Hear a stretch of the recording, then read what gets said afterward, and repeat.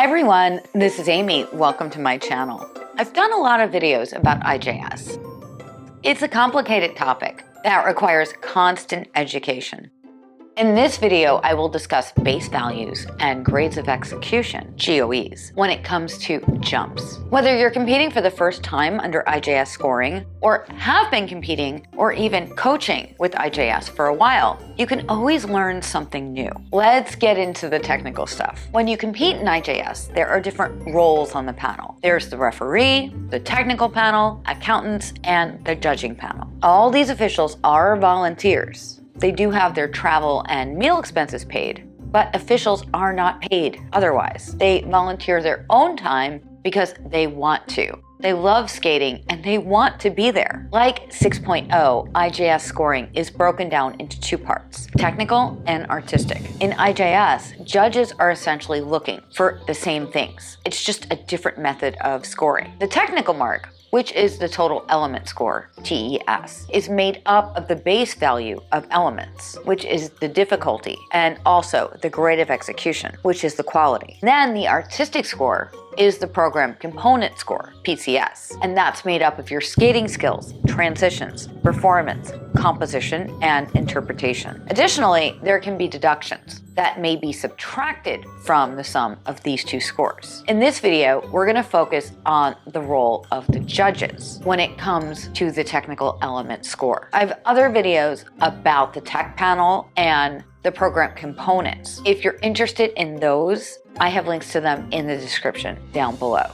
Judges grade the quality of each element using a grade of execution, or GOE, within a range of -5 to +5, which is added to or deducted from the base value of the element.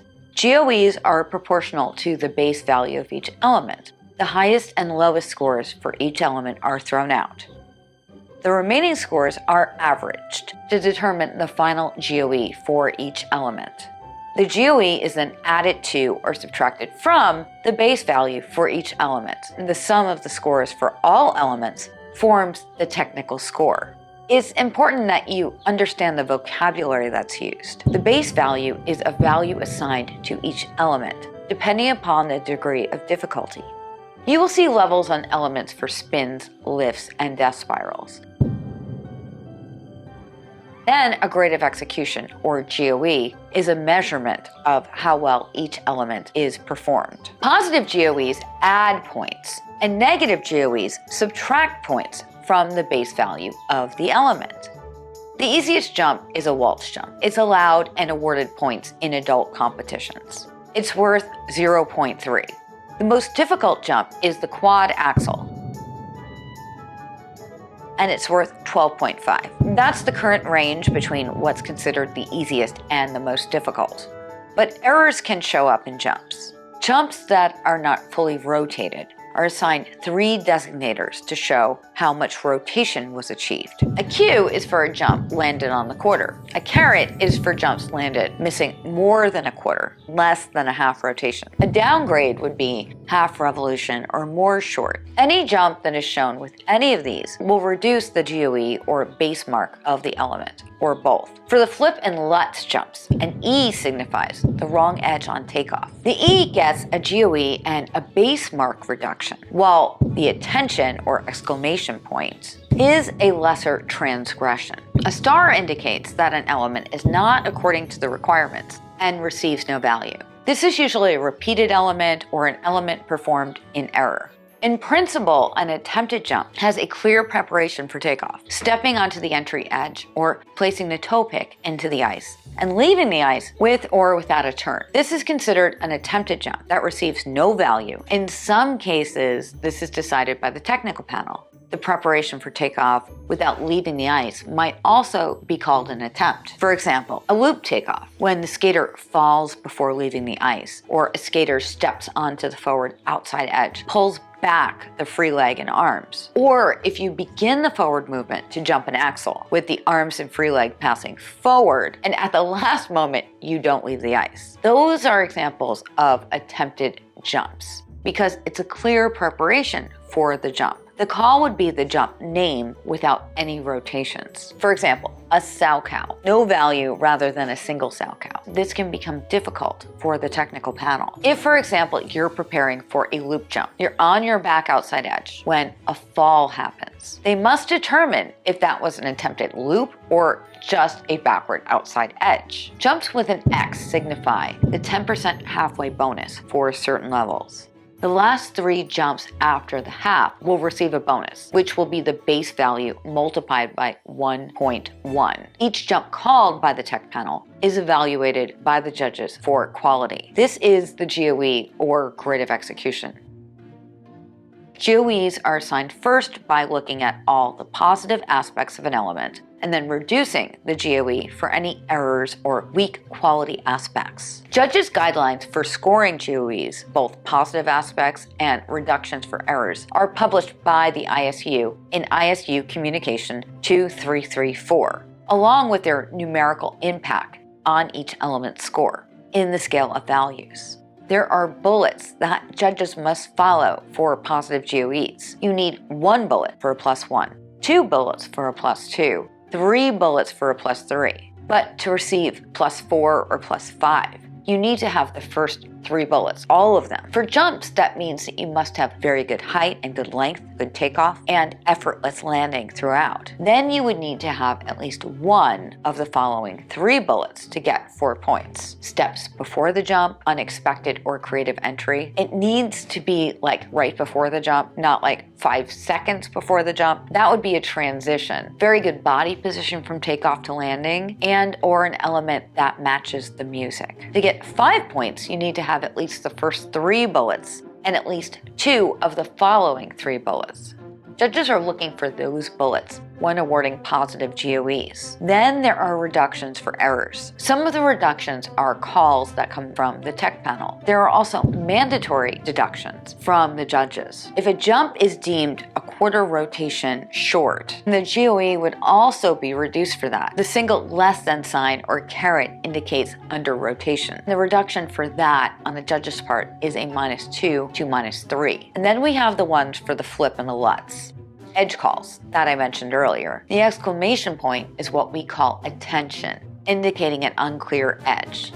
It's pretty much taken off from a flat. And the reduction is the judge's discretion of -1 or -2. Then the symbol E indicates what we call severe wrong edge on the flip or the LUTs, which corresponds to a reduction of -2 to a -4. You can also receive deductions for falls, 2-footed landings, under rotations, poor speed, height, distance of air position, touching down with your hands, touching down with your free foot, loss of flow or direction, weak landings, and long preparation, sometimes called telegraphing. There's a reduction for that as well if it's deemed to be egregious. Most errors have a range because not all errors are created equal. Judges do have a bit of freedom to use the scale based on how minor or severe a particular error is. The best way to achieve positive GOEs is to include high quality, consistent elements with positive aspects, while avoiding your lower quality, inconsistent elements that often have errors. Avoid elements that have step outs, touchdowns, falls, poor quality, long preparation, stumbles, less than the required revolutions. The GOE affects your total element score. Let's look at an example. You execute a single axle.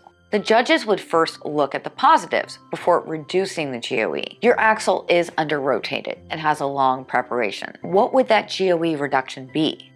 The under-rotated sign means judges would reduce by either a -2 to -3. The long preparation is going to mean another -1 to -3. Let's assume that we're starting at 0 GOE, and you have either a -2 to -3 plus -1 to -3. The GOE you will see can range from a -3 all the way to a -5. If we look at this with the actual scale of values chart, we see that the base value of an axle is going to be a 1.1. And if that was a -3, we would then subtract 0.33. If it's a -5, the judge judges would deduct 0.55 from that base value. That leaves you with a value of 0.77. That axle was originally worth 1.1. That's something for skaters and coaches to keep in mind. If one of your more difficult elements is more error-prone, it's best to do the math and weigh the pros and the cons of including it in your program. Let's take a single flip. It matched the music, it's got a good extension on the landing, it's effortless throughout, and got good length and height. What would the GOE on that be? You've got 4 bullets. Since you have the first 3 bullets, the judges can go ahead and give that +4. If one of those first 3 bullets was missing, you wouldn't be able to get +4, only a +3. The base value of a single flip is 0.5. A +4 GOE will add on 0.2 to that base value of 0.5. That means you'll end up with a single flip that is now worth 0.7. That's pretty close to that axle with those errors. Remember to do the math. In addition to GOEs getting reduced for errors, additional deductions can be taken for falls. A fall is defined as a loss of control with the majority of weight supported by anything other than the blades. So this doesn't necessarily mean you fall completely. It could also mean that you put all your weight down on your hands. That counts as a fall. For a fall, the tech panel would note a deduction. The amount will depend on your level. That deduction is in addition to the reduction of the value of the element. In addition to falls, there are other deductions. If any part of your costume falls off, this includes hairpins, the referee will take a deduction of 1 whole point. If you have a costume or prop violation, the majority of the judges must note it, as well as the referee. If most of them do note such a violation, you will have a -1. And then there are time violations. The referee will time your program. It's not according to the length of your music.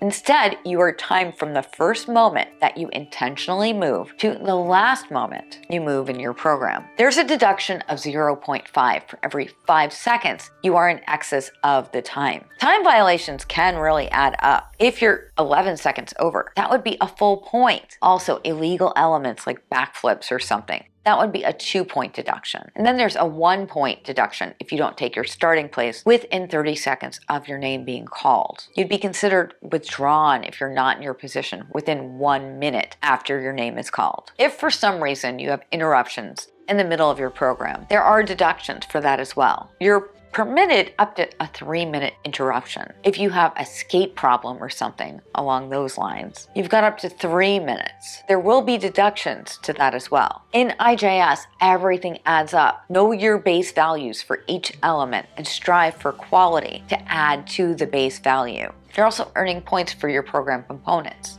So no matter how your elements are executed, when you're competing, make sure that you perform well and complete your program as intended to maximize your total component score.